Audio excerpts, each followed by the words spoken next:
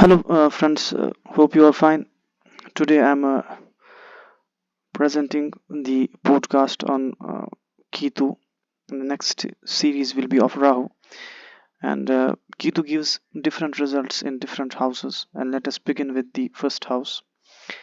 Before proceeding, let us have a general overview about Ketu in Vedic astrology. Ketu is a shadow planet, and as is known by all of us, it's a shadowy planet. It's not a planet itself, but its role in Vedic astrology is extremely important, and its role in Vedic astrology can't be ignored, both in the Vedic medical astrology and in the Vedic astrology in general. Its role is such that it can never be ignored. And most importantly, Ketu has been considered as a malefic planet for all the ascendants. Keep this point in mind, and I suggest for all the ascendants not to wear cat's eye, not to wear gemstone for Ketu. It's not at all beneficial for you. It's not recommended at all, because if for some time it creates benefits, it creates many problems to the native in the transit, and it's highly recommended not to wear cat's eye, either green cat's eye, either yellow cat's eye, either red cat's eye. There are many colors of cat's eye, but in general it needs to be removed because it's a malefic planet for all the ascendants, and its impact becomes more dangerous, more dangerous to the native when it's placed in the malefic houses. It becomes double malefic, what we call. So if it's placed in the sixth house, if it's placed in the 12th house, it's placed in the eighth house, its impact becomes more malefic.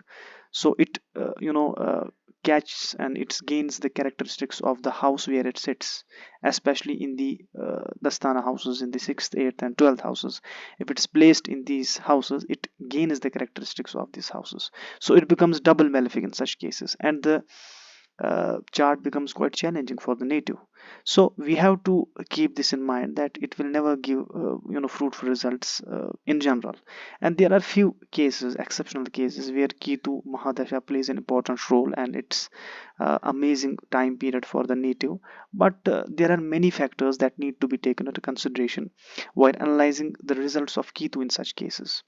So in general, we say that Ketu, Rahu Mahadasha, it raises one to the skies, uh, and synonymously it has been taken as a general overview. It has been considered by most of the astrologers that when it's the case of Ketu Mahadasha, it is time of boom for the native. But that's not the correct, so far as the research in Vedic astrology is concerned, and so far as the practical approach is concerned, it's not the reality. It's not the case. In most of the cases, Ketu and Rahu, it's plays a dangerous role in all the charts. Now the impact of Ketu in you know um, all the ascendants, let us take into consideration the first ascendant, that is the Aries. It is the first placed in the first house. The impact of Ketu can be analyzed in two ways. One way is that irrespective of Antardasha, irrespective of Mahadasha, what we call mean period, irrespective of Antardasha, what we call sub period, irrespective of sub period or irrespective of mean period, it creates problems. The impact of Ketu in life, that's long lived. This is the one case. Another case is that the impact of Ketu in the life of a native is short lived, isn't it? And this is what forms the subject matter of astrologer's job. His analysis puts forth when its impact is long lived, when its impact is short lived. And another thing that needs to be taken into consideration, for example, the Ketu is placed in the first house of this lagna, and it might aspect major planets in this horoscope. It depends. If the Jupiter is placed, for example, in the fifth house, it will afflict Jupiter. And it depends whether it afflicts Jupiter or not. It's not that it's mainly important that the aspect or the drishti of the Ketu is going to Jupiter, and it will afflict Jupiter. No, it's not important, it's not necessary that in all cases Ketu will afflict Jupiter. It depends whether it will afflict or not. Similarly, if most of the planets, they are placed in the fifth house, they are placed, few are placed in the seventh house, and few are placed in the eighth house. Sorry, if you are placed in the ninth house, so in this lagna, so it will create problems to other planets as well. So it's most important to know the impact of Ketu in life, Ketu in the native of in the life of a native, so far as the Aries ascendant is concerned. So let us begin the results of Ketu in uh, first house in case of Aries ascendant.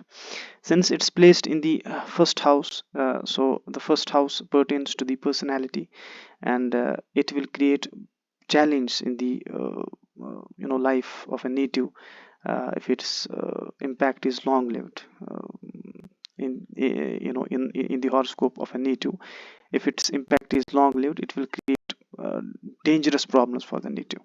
So this need to be taken into consideration. First of all, let us take into consideration that his mental health will be disturbed. In this case, in one aspect, in one category, I have classified the impact of Ketu in two categories. One is long lived and another is short lived, and this will remain for Rahu as well. Now, so far as Ketu is concerned, so far as the long-lived impact of Ketu is concerned, it will definitely create mental problems for the native. And in this case, it depends on the strength of Mars as well. If the Mars is strong, the extent of influence of Ketu, that that will be lower, isn't it? So another case is that the strength of other planets in the chart that will also play a role. Because in case of Ketu and in case of Rahu, we also look at the different plates. At few planets, we look at few planets whether they are in strength. If they are in strength, they control Ketu, and it's a unanimous opinion, and it has been accepted that it does control Ketu influence if few planets are strong in the chart. So this is quite challengeable. The placement of Ketu, one would say that it's one of in the Kendra house, it will yield best results for the native because it's placed in the lagna. No, it's malefic planet. It will never give fruitful results in lagna, whether its impact is long lived, whether its impact is short lived. It will never give fruitful results in the lagna. No, because it's malefic planet in nature. It's not something benefic planet that it will give results, fruitful results for the native. So we have to take into consideration that there will be mental problems for the native, and it depends on the strength of Mars. It depends on the strength of Lagna Lord in this case.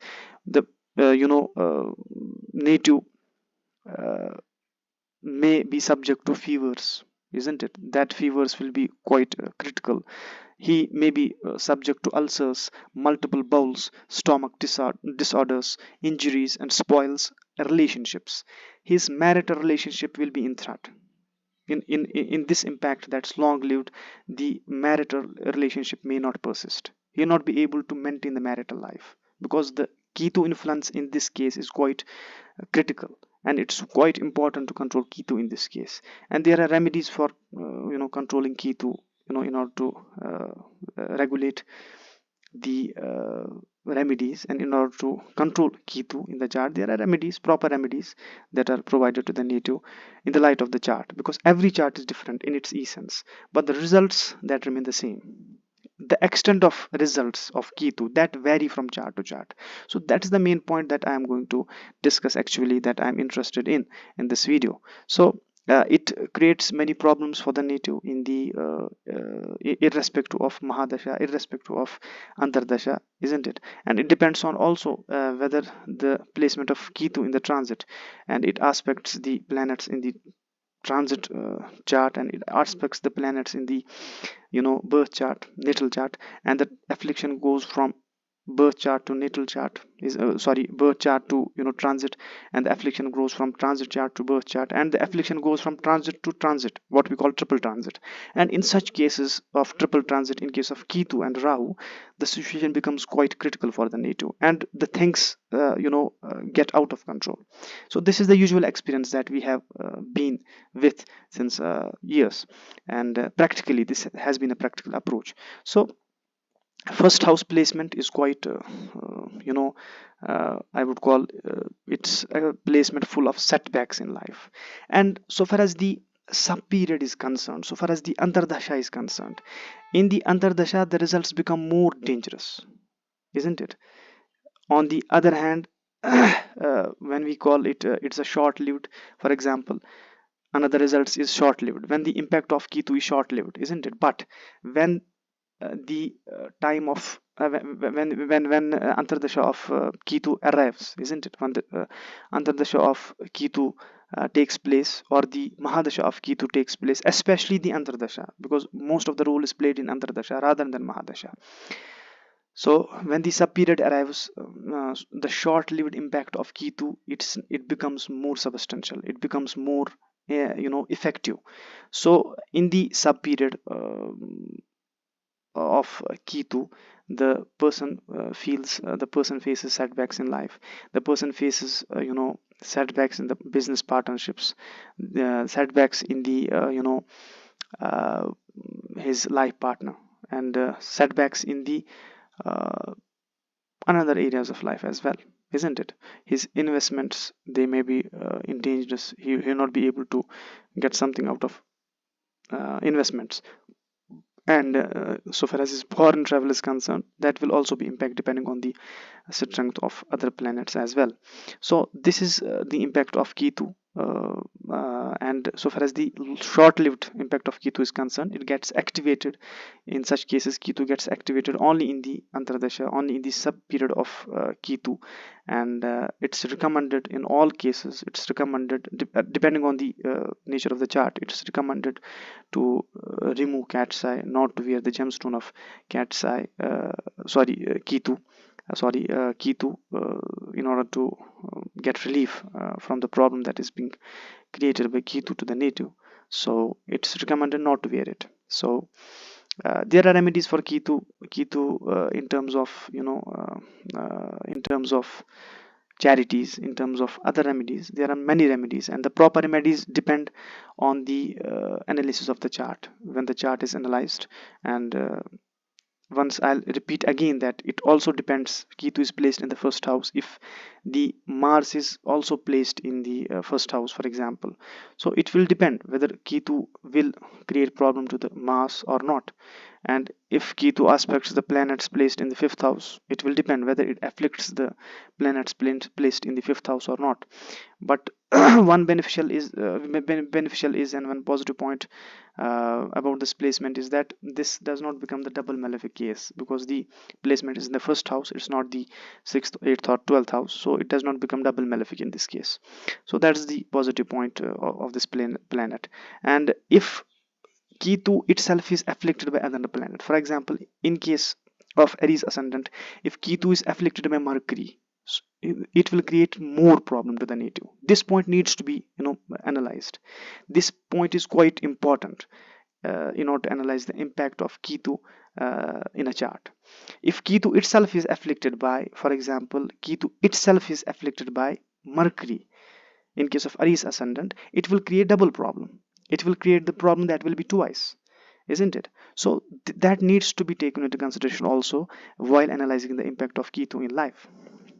So it's recommended to strengthen Mars, for example, if Mars is weak, because that will give relief to the native. But on the other hand, that will strengthen Ketu again, because you are strengthening the lord of Ketu itself. The Ketu has no house, it has no, for example, sign. As for example, Mars has Aries and Scorpio, Ketu has no sign. The sign of Ketu is absent, and some astrologers, they have given Ketu, for example, they have given Scorpio to Ketu, Ketu to Scorpio Lagna, for example, Scorpion Lagna, and they have given Rahu to Virgo Lagna, for example. That's not the wrong. So they are approaching towards something, but approaching something towards something is something different, because what is felt by the native in the transit, that's quite different. The practical approach is quite different from what we explain in the theoretical mode. So that's quite important to analyze that what is happening in this case of placement of Ketu in the first house. If we strengthen in this case, since Ketu has no sign, its lord is the sign in which it's placed. So in this case, its lord is Mars. If Mars is weak, you are going to strengthen Mars, and by strengthening Mars, Ketu becomes strong. This is a negative point. But how to control Ketu? That's a job of the astrologer, and that's quite important to control Ketu in this case. If the Lagna in this case is quite weak, you have to strengthen Mars. You have to strengthen Mars. That's quite important, because then only native will be able to get relief. And how to control the impact of Ketu is placed, it can not be removed from first house. It is placed forever in this chart, and in every chart it's by birth placed, and its placement can't be changed. But we are discussing things about the impact of Ketu. We are not saying that we'll remove Ketu from first house. That's wrong. We are discussing things and we are analyzing the impact of Ketu, not Ketu. There is no such power at all, so far until now, that we can remove Ketu from the first house. We are discussing about the influence of Ketu in the first house. What will be its positive impact and what will be its negative impact? I said it will never have any positive effect for any ascendant at all, and it needs to be taken into consideration. Once again, it's my suggestion to remove cat's eye. If you are wearing cat's eye, maybe yellow cat's eye, maybe blue green cat's eye, maybe red cat's eye, it's my suggestion to remove it, because it will be problematic, always problematic for you, and in transit it creates extremely dangerous problems to the native, and he's not it's not known to the native that the problems he's facing and he has been facing are due to cat's eye. So it's unknown to him. So in this video, it was all about the impact of Ketu. Thank you.